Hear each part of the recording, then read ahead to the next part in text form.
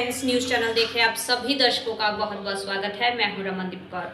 इस वक्त की बड़ी खबर आ रही है प्रयागराज से। क्या है पूरा मामला, देखने के लिए बने रहिए हमारे साथ। संगम नगरी प्रयागराज, जहां मुलायम सिंह यादव के निधन के बाद उनके पैतृक आवास सैफई पे जहां सीएम योगी समेत कई बड़े नेता अंतिम संस्कार में शामिल हुए, तो वहीं शहर दक्षिणी के पूर्व विधायक हाजी परवेज अहमद ने कहा मुलायम सिंह उनको बेटे की तरह मानते थे और उनको नेता बनाया और एमएलए बनाया। ऐसे में उन्होंने अखिलेश यादव को लेकर क्या कुछ कहा, आइए सुनाते हैं आप। हम लोग दुखी हैं, पूरा देश दुखी है इस वक्त, इसलिए कि मुलायम सिंह ऐसा नेता दोबारा पैदा नहीं हो सकता।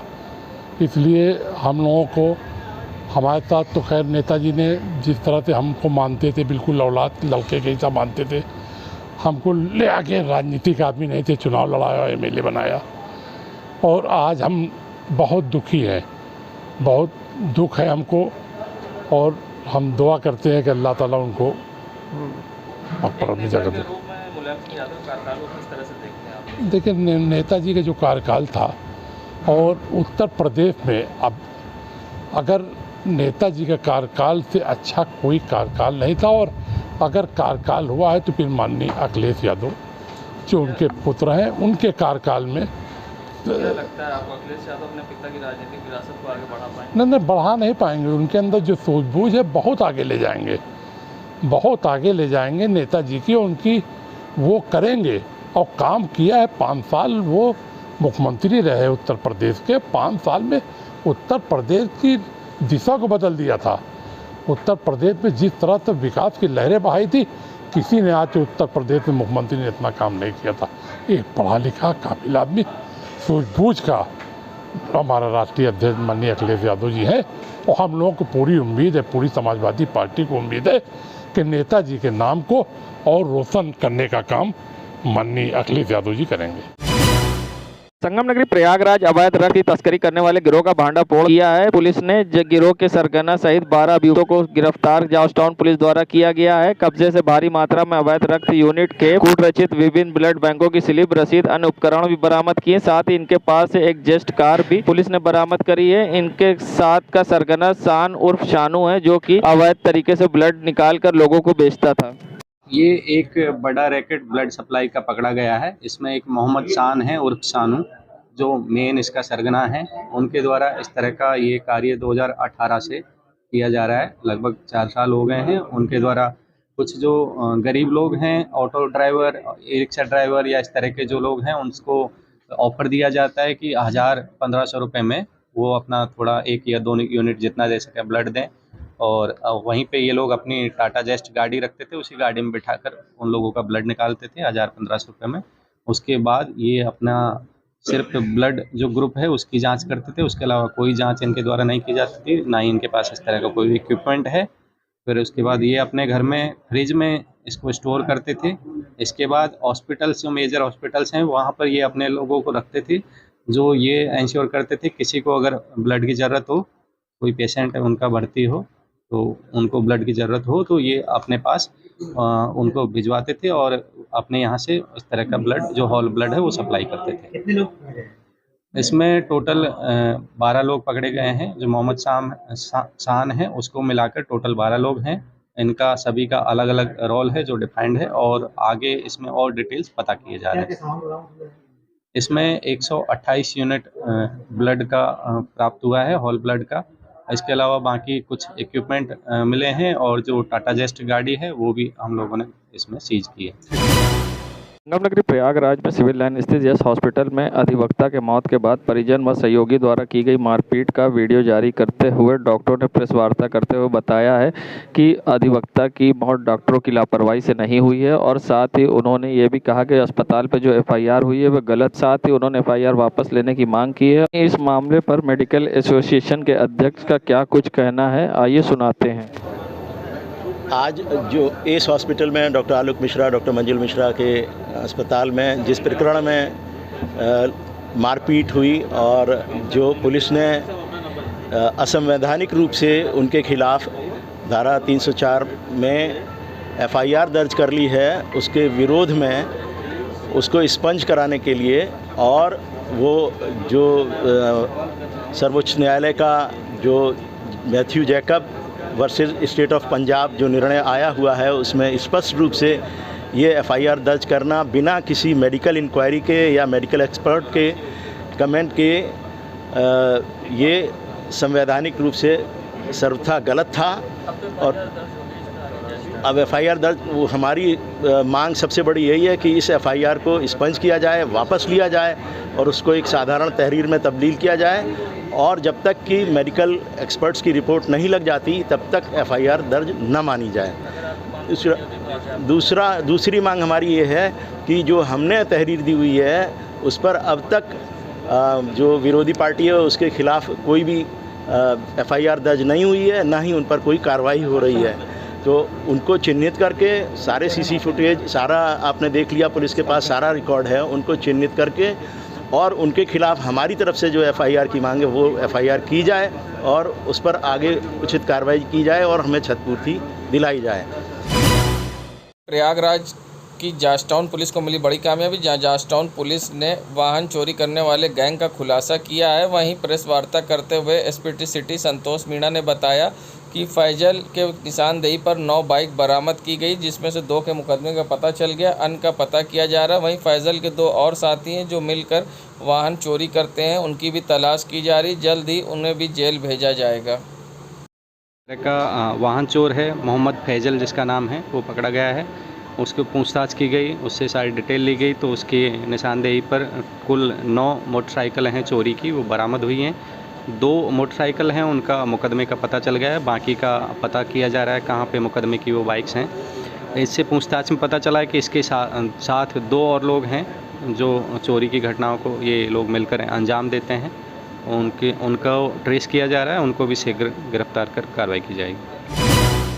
कांग्रेस नेता अब्दुल सलाम ने क्षेत्र में कार्य न होने को लेकर कई गंभीर आरोप नगर निगम व विद्युत विभाग पर लगाए हैं। साथ ही महापौर से सड़क व स्ट्रीट लाइट सही कराने की मांग की है और नगर निगम और विद्युत विभाग पर गंभीर आरोप लगाते हुए क्या कुछ कहा है, आइए सुनाते हैं। नौदास के क्षेत्र कई गलियों में लाइटें बंद पड़ी हुई थी। लोगों ने जब मुझे बताया तो मैंने मौखिक तौर पर शिकायत के अलावा IGRS पे कंप्लेन डाल रखा है इसके लिए। और IGRS की जब रिपोर्ट देखी गई तो उसमें जो इस क्षेत्र के अवर अभियंता महोदय हैं जो जिनका क्षेत्र है उनके द्वारा इस IGRS के उस निस्तारण करके उस समस्या को और उसमें रिपोर्ट लगाई गई है कि तार को सही करके रिपेयरिंग करके लाइट जला दी गई है, कहीं पे लाइट बदल दी गई है। इस तरह से तमाम जो IGRS पे कंप्लेंट डाली जा रही है उस पे ये अधिकारी महोदय के द्वारा फर्जी रिपोर्ट दी जा रही है कि वहाँ पे काम हो गया, जबकि मौके पे समस्या जस की तस बनी रहती है। और जब इसके पीछे हम लोगों ने अपने स्तर से जांच पड़ताल करने की कोशिश की तो सामने ये आया कि जब हम लोग शिकायत करते हैं तो जो नगर निगम के कर्मचारी होते हैं विद्युत विभाग के, जो कि शायद ECCL कंपनी के द्वारा देख रेख चल रही है, वो कहीं न कहीं मौजूदा जो क्षेत्र के पार्षद हैं और जब उनसे संपर्क में आते हैं तो ये मौजूदा पार्षद की कह लीजिए कि जो अक्खई करते हैं वो अनदेखापन करते हैं। उनको लगता है कि यहाँ का काम नहीं कराना चाहिए तो वो कर्मचारियों को मना करते हैं और वो उन्हें उस क्षेत्र का काम करने से मना करते हैं, जिससे लोगों को समस्या होने पर परेशानी हो रही है। और मैं संबंधित अधिकारियों सहित प्रयागराज नगर निगम और महापौर जी से मांग करता हूँ तमाम क्षेत्रीय समस्याओं का निरीक्षण कराएं। स्ट्रीट लाइट हैं, सड़कें ख़राब हैं, इनका निरीक्षण कराएं। जो IGRS पे कंप्लेन जा रही है वो उसे नगर आयुक्त महोदय ध्यान दें, क्योंकि कुछ भ्रष्ट अधिकारी और कर्मचारी क्षेत्रीय पार्षद से मिलकर मनमाना तरीका अपनाए हुए हैं, जिससे कुछ क्षेत्रों में काम नहीं होता और जनता को परेशानी होती है। और ये देखा जा रहा है कि जो काम लगातार शिकायत होने के बाद भी नहीं किया जा रहा है उसको जब अधिकारियों तक पहुंचाया जाता है, किसी तरह अधिकारियों को संज्ञान में डाला जाता है तो उस पर काम होता है। तो कहीं न कहीं ये जो फील्ड के कर्मचारी हैं या जो निचले स्तर या छोटे अधिकारी हैं उनके द्वारा बड़ी लापरवाही है।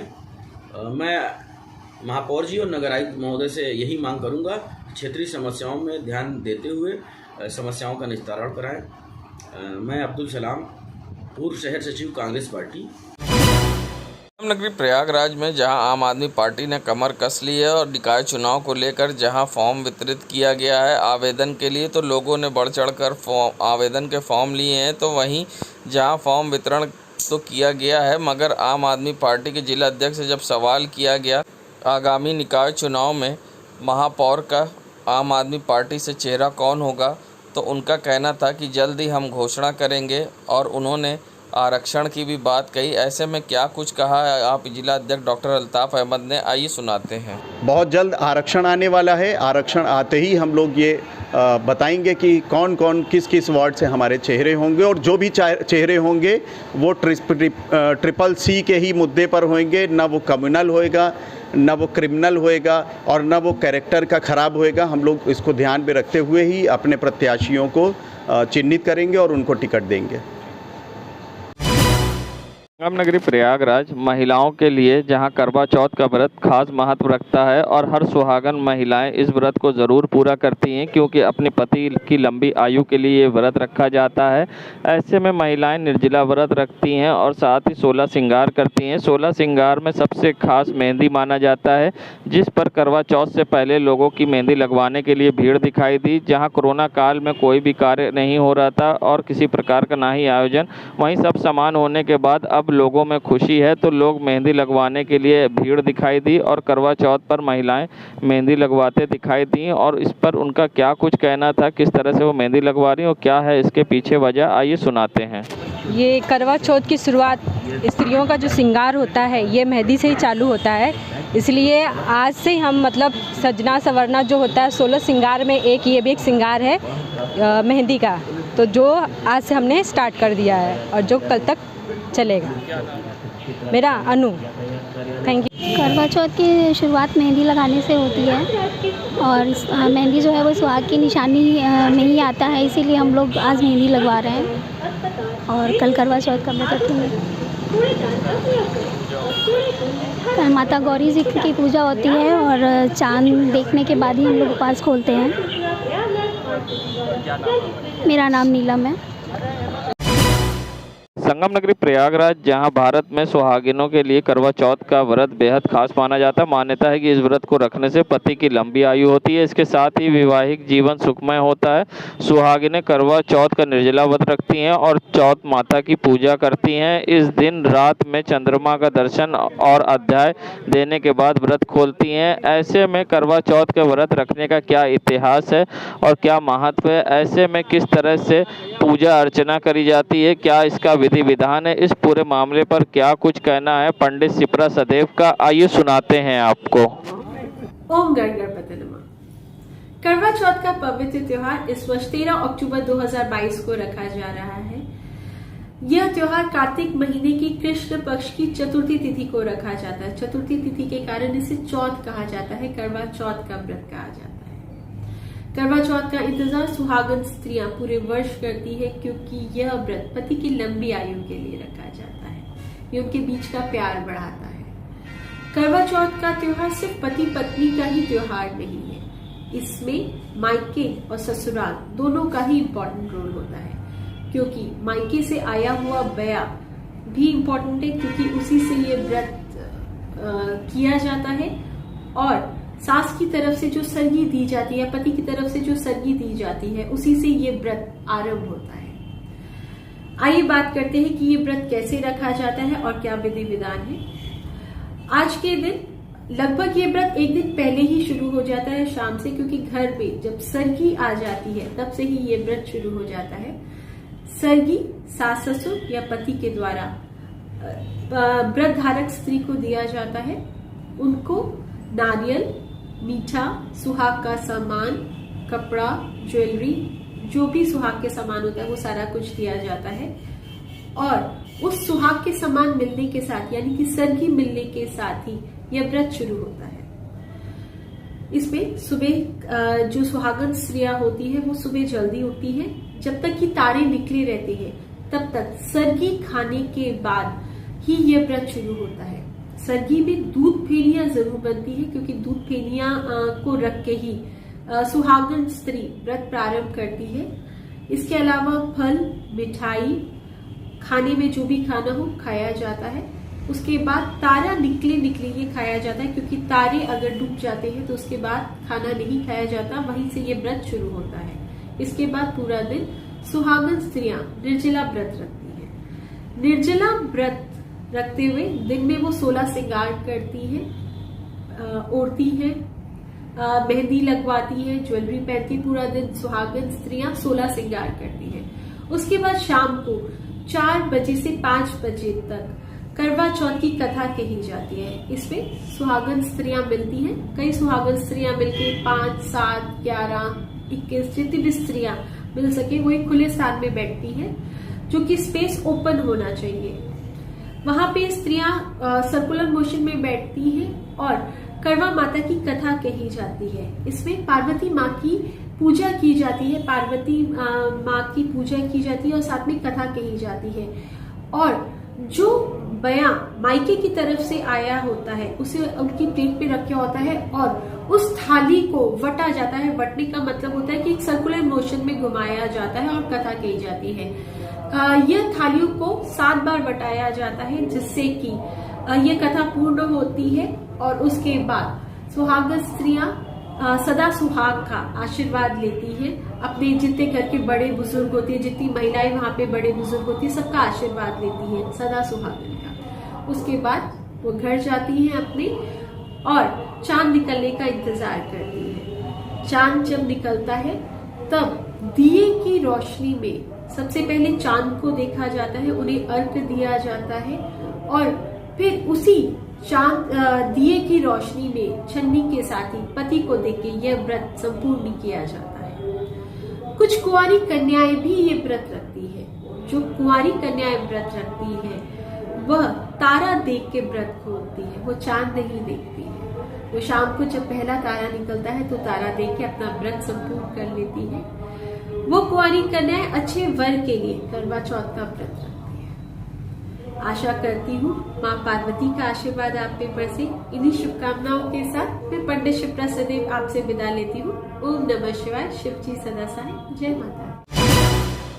आए दिन ऑनलाइन ठगी का लोग शिकार होते हैं, चाहे वो किसी प्रकार से हो, चाहे वो बैंक की हो या फिर मैट्रिमोनियल साइट की। ऐसे में IG range Prayagraj doctor Rakesh Singh ने प्रयागराज की जनता से अपील की है कि किसी भी मैट्रिमोनियल साइट पर ऐसे भरोसा ना करें, जो ऑथेंटिक हो उस पर ही विश्वास करें। कहा मैट्रिमोनियल साइट पर अकाउंट बनाने से पहले उसकी जांच कर लें। इस तरह से बचने के लिए है कि आप जो है सोशल साइट्स पर जब इस तरह के मैट्रिमोनियल्स या इस तरह और जाते हैं तो पूरी ठीक से छानबीन करें और बिना जल्दबाजी में और इस तरह कोई निर्णय न लें कि वो पैसा जमा कर दें। इससे बड़ी इस मैट्रिमोनियल की बड़ी वेबसाइट भी हैं और ऑथेंटिक है। ये इन पर जो छोटे छोटे इस तरह के बने हुए वेबसाइट हैं उस पर यकीन न करें और पूरी जागरूकता छानबीन के बाद ही पैसा जमा करें। और ये उनको इसलिए हम चाहते हैं कि इस तरह के आप लोग माध्यम से अवेयरनेस फैले और लोग इस तरह के फ्रॉड से बचें। देश दुनिया की खबरों के लिए world media times news channel को सब्सक्राइब करें।